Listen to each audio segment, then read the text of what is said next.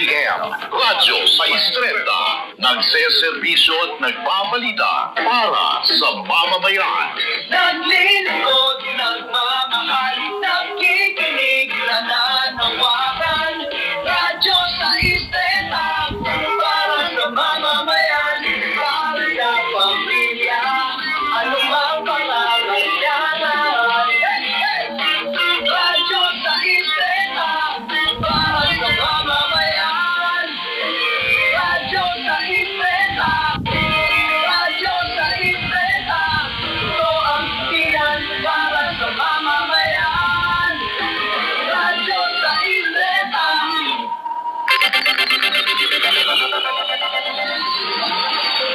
Mga nagbabagang ulat sa tanghaling taba. Headline ngayon.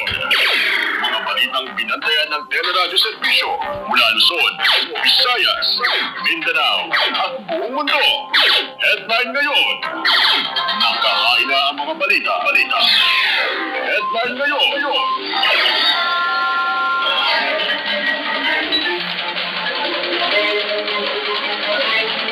So, sa ating consumers po, while mababa this month, huwag po tayong pakakampante dahil baka sa next succeeding months, medyo malaki din po ang itataas. Yung family kasi,